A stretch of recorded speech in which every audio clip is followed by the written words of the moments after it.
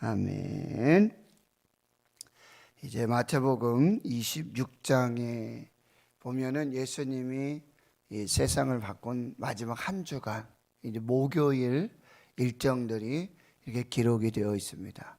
이제 목요일 26장의 일정들은 이제 예수님께서 십자가에 못 박혀 죽으실 그 순환의 아주 중심으로 들어가게 되시고요. 그때 한 향유 옥합을 깨트려서 예수님을 장례를 준비한 한 여인의 아름다운 헌신의 얘기가 이제 오늘 본문에 나오게 되고요.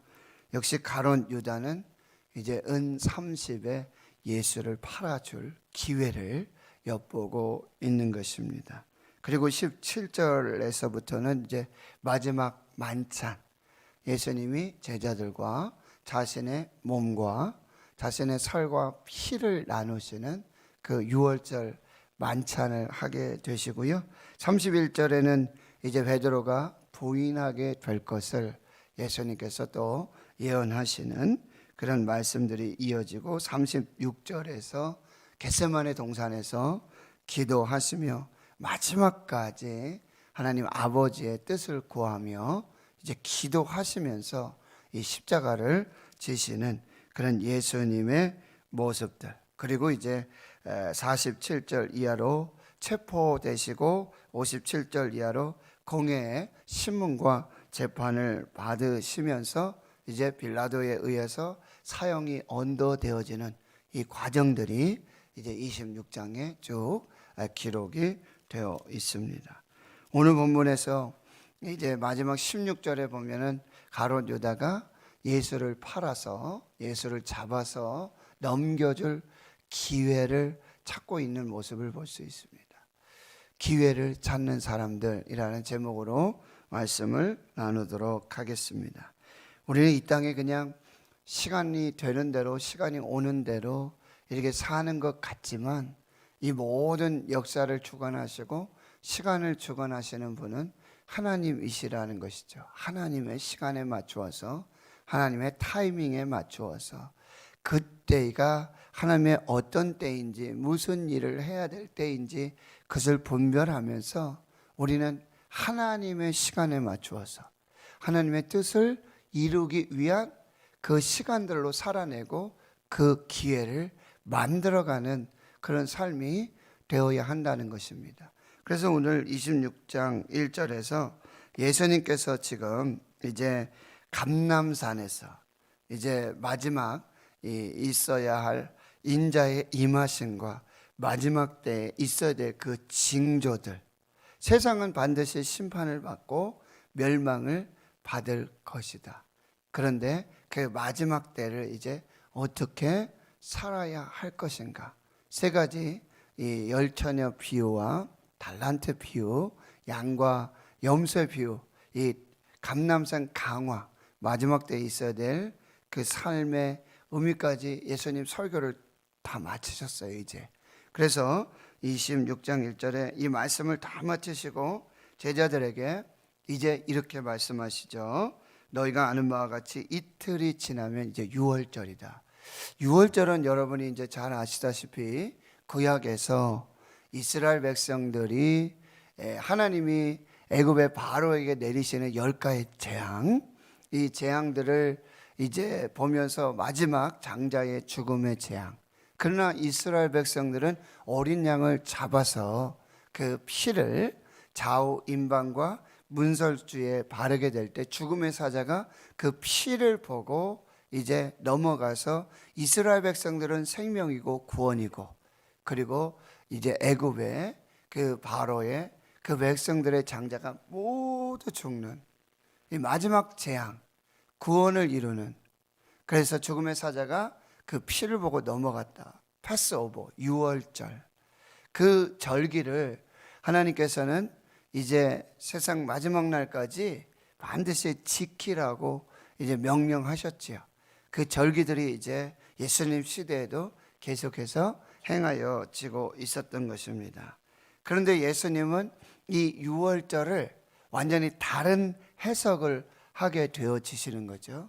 예수님이 세상 죄를 지고 가시는 하나님의 어린 양, 유월절에 어린 양 되심을, 자신이 이제 몸을 그리고 피를 쏟아서 어린 양이 되어서 이스라엘을 구원하는, 온 인류를 구원하는 그 놀라운 구속 사역의 그 절기로 재해석하시고, 이제 만찬에서도 보시면은 그래서 자기의 살과 몸이 그리고 자기 피를 떡과 빵과 포도주를 통해서 나누시는 그런 놀라운 역사로 재해석하시면서 예수님께서 유월절에 어린 양이 되서 죽으시는 그런 의미를 설명해 주고 계시는 것입니다. 인자가 십자가에 못 박히기 위해서 팔리리라. 내가 유월절에 어린 양이 될 것이다. 이렇게 예수님처럼 하나님이 자신에게 주신 사명, 그리고 그 사명의 때가 언제인지, 그 사명을 이루어 가기 위해서 이 세상의 삶 속에, 그 시간들의 역사 속에 그 기회를 찾고 있는 사람들이 있다는 것이죠. 바로 예수님이 그렇게 하고 계시다는 거예요. 내 사명이 이루어질 때가 언제인가? 나는 어떻게 하나님 주신 사명을 이루어야 할 것인가? 하나님이 나를 이 땅에 보내신 목적이 무엇인가?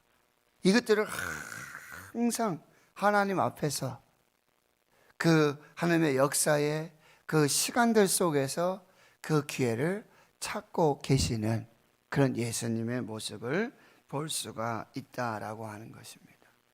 여러분, 하나님은 우리에게 사명을 주셨어요. 기도하는 아빠들 강의를 하면서 거기에 우리 집사님께서 기도 제목을 내어 놓으시는데 그렇게 말씀하시더라고요. 하나님이 나를 이 땅에 태어나게 하신 목적이 있을 건데, 그리고 하나님이 이 땅에서 이루시기 위한 사명이 있고 일이 있을 것인데 그 아직 자기가 잘 모르겠대요.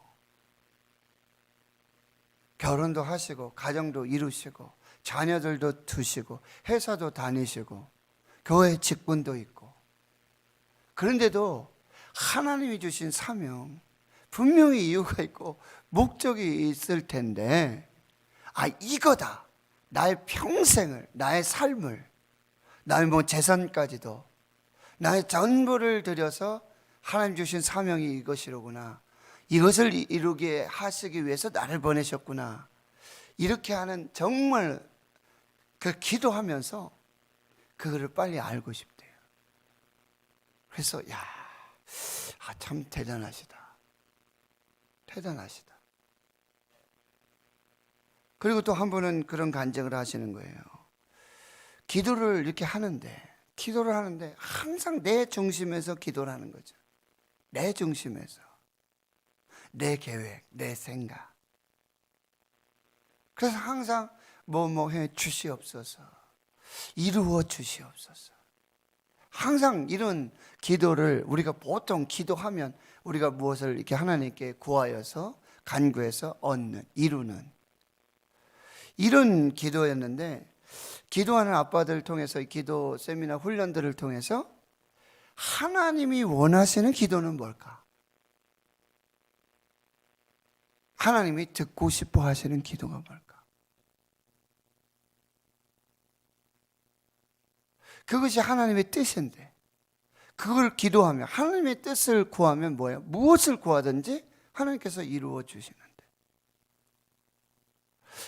예배하고 기도하는데 내 어떤 뜻을 이루고 내 계획을 이루고 그런 기도가 아니라 정말 하나님이 듣고 싶어 하시는 기도가 뭘까? 이것을 고민하면서 이 세미나를 하게 됐다는 말씀들을 하시면서, 참 귀한 어떤 기도 제목이고, 어떤 귀한 그런 정말 진리를 찾고자, 정말 하나님 안에서 하나님의 뜻을 구하고자 정말 힘쓰고 애쓰고 하나님 앞에서 야곱과 같이 씨름하고 계시는 그런 모습들을 보면서 많이 도전이 했어요. 제가 목사지만, 제가 기도를 가르친다라고 이렇게 얘기를 하지만 참 많은 도전이 되었던 것 같아요. 예수님 항상 그렇게 사시고 계시는 것이죠. 하나님의 뜻을 이루고 하나님이 주신 사명을 이루시고자 그의 말과 행동 하나하나 모든 것이 어떻게 하면 하나님을 기쁘시게 할까? 어떻게 하면 하나님의 뜻을 이룰까? 어떻게 하면 하나님께 영광이 될까?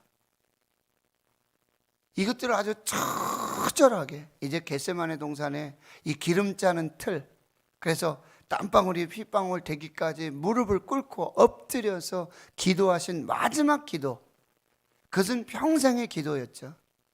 아버지의 뜻을 이루어 주시옵소서. 내 뜻대로 하지 마시고 아버지의 뜻 이루어 주시옵소서.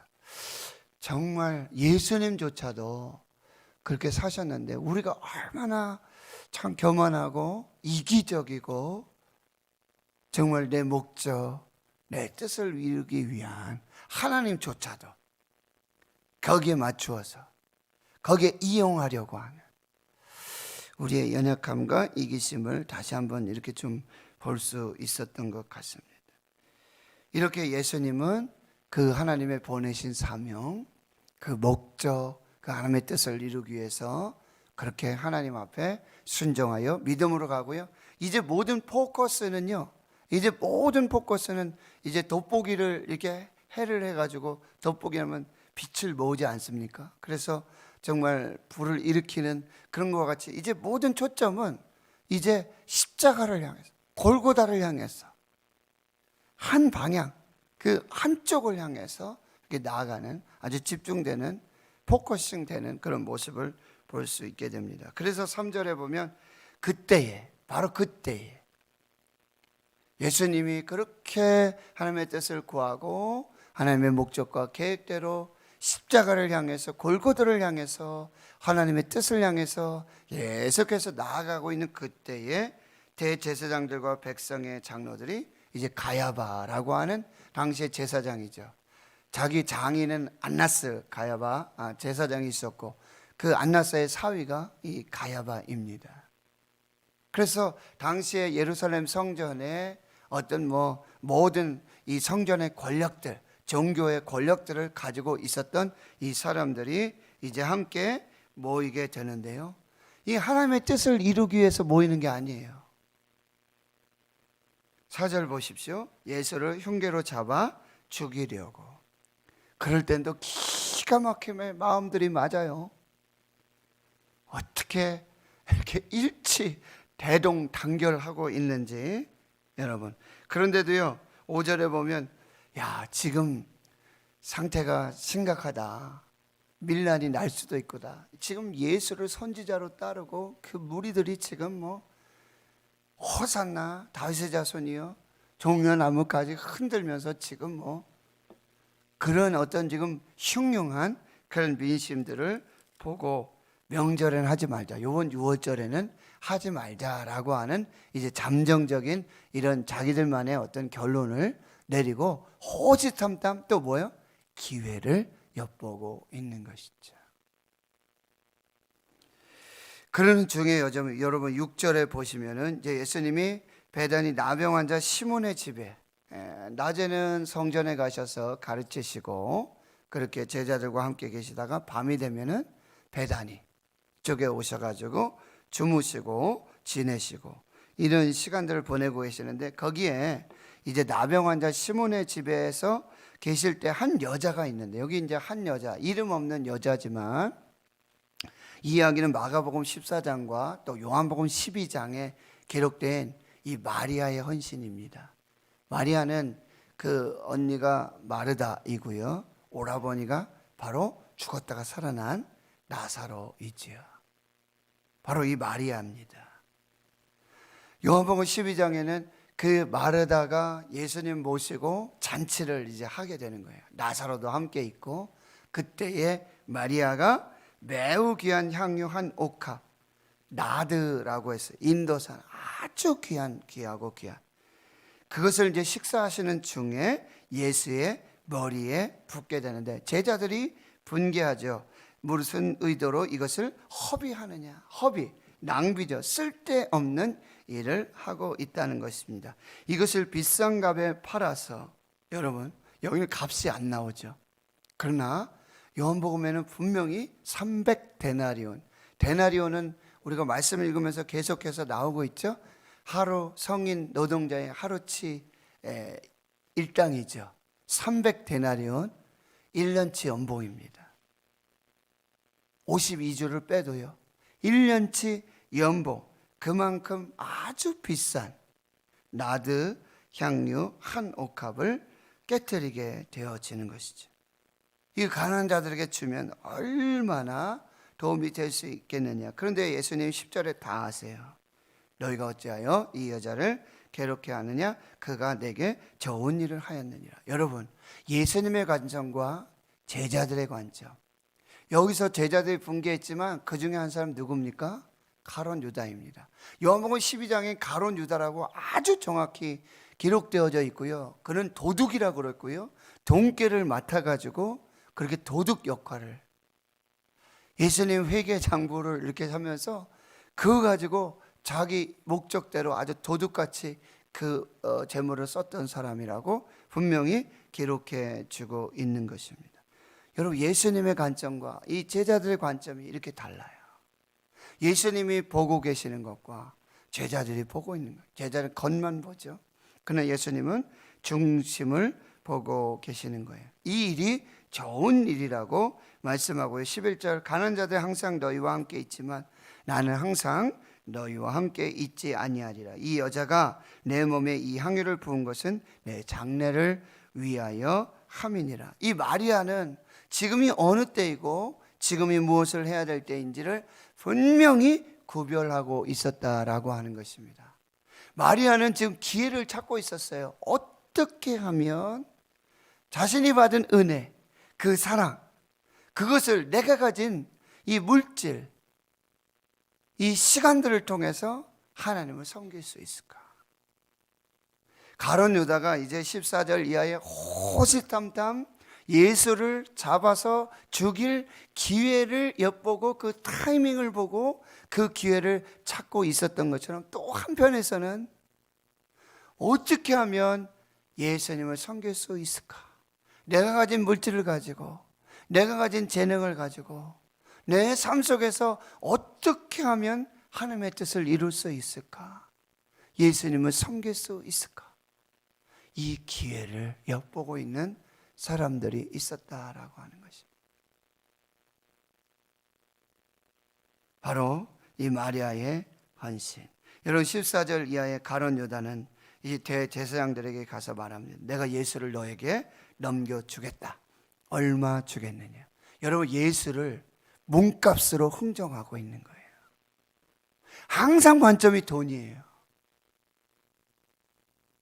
마리아의 이 헌신까지도 다. 그런데 여러분, 여기 예수를 그 몸값으로 넘겨줄 것이 은 30이라고 아주 정확히 기록되어 있죠. 그런데 여기 본문에서는 이 정말 마리아의 헌신의 값은 그냥 비싼 값 정도로만 얘기하고, 이 가난한 사람들에게 나눠주면 충분히 잘할 수 있는데 이거 허비하고 있다고, 낭비하고 있다고 말하고 값이 안 나와요. 왜요? 요한복음에 300데나리온이라고 돼 있지만 이 헌신, 이 사랑, 예수님께 받은 그 은혜, 이것을 값으로 도저히 환산할 수 없는 거예요.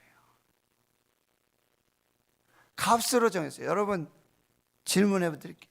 우리가 예수님의 사랑으로, 그 은혜로, 십자가로 우리가 생명을 구원받았어요. 영원한 생명의 은혜를 입었어요. 이 생명값을 얼마로 환산해서 갚으면 될까요? 사순절인데 얼마 정도로 해서 내 생명값, 내 구원의 값, 이것을 환산해서 계산해서 하나님께 드리면 그게 될까요? 도저히 측량할 수 없는 거예요. 값으로 환산할 수 없는 거예요. 은혜는 그런 거예요. 하나님이 우리에게 주신 은혜는 그런 거예요.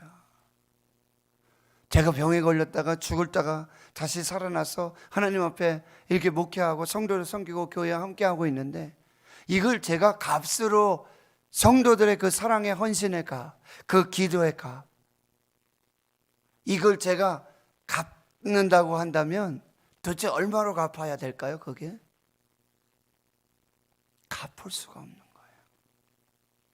계산할 수 없는 거예요. 근데 가룟 유다는요, 참 얼마나 이 악한 마음입니까?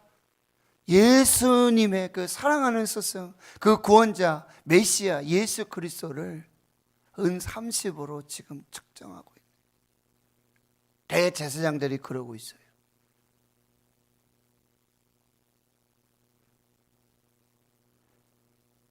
물론 이 제사장들은 야, 우리 명절에 하지 말자 이렇게 계획하고 잠정 보류하고 있지만, 이 또 가룟 유다의 아주 그냥 갑작스러운 이런 제안들을 통해서 뭐요?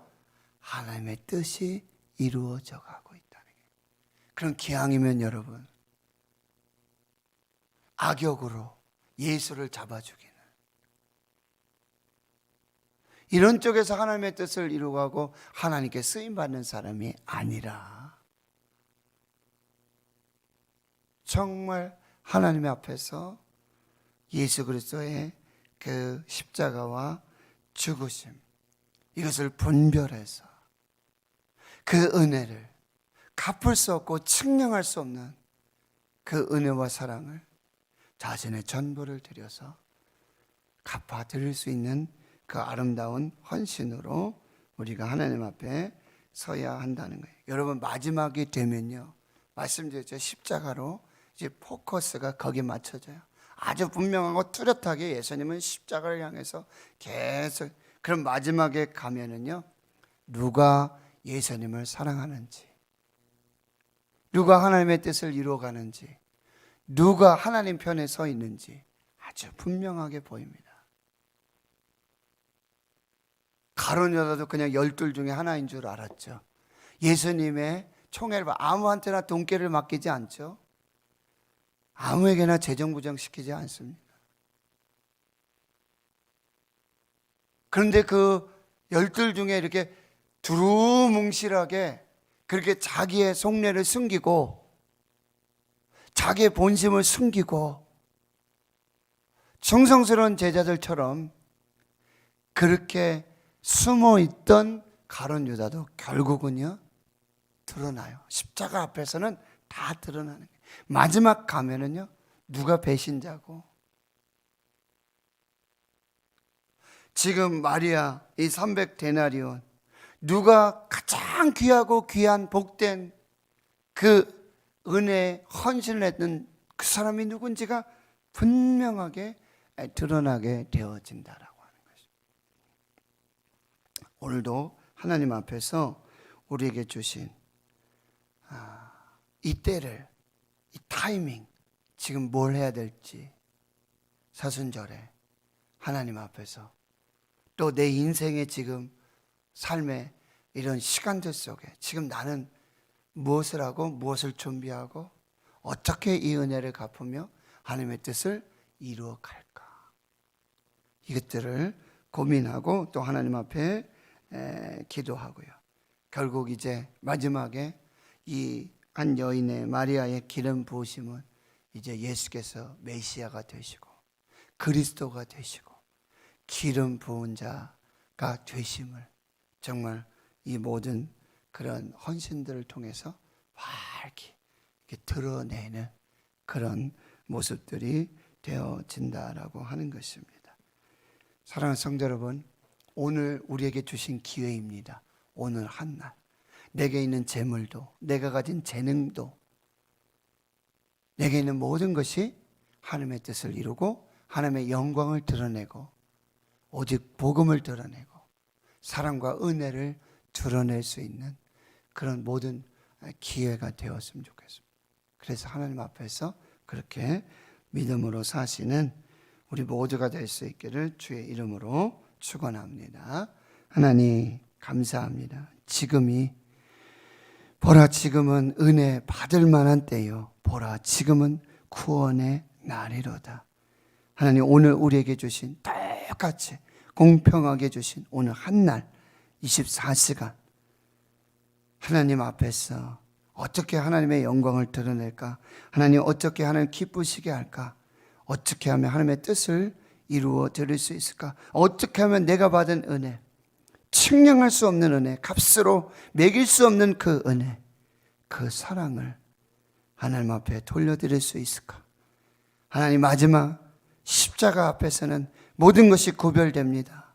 하나님을 사랑하는 자와 하나님을 배신하는 자와 하나님을 쫓아가려는 자와 예수님을 섬기려는 자와 예수님을 죽이려는 자들이 이제 선명하게 구별되는 이 상황 속에 하나님 오늘도 우리에게 주신 삶의 현장에서 하나님의 뜻을 이루고 하나님의 사랑 은혜를 갚아드리며 하나님께 영광 돌리는 복된 한 날 되게 해 주옵소서.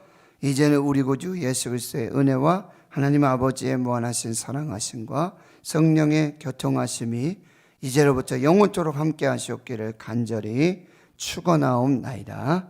아멘. 말씀을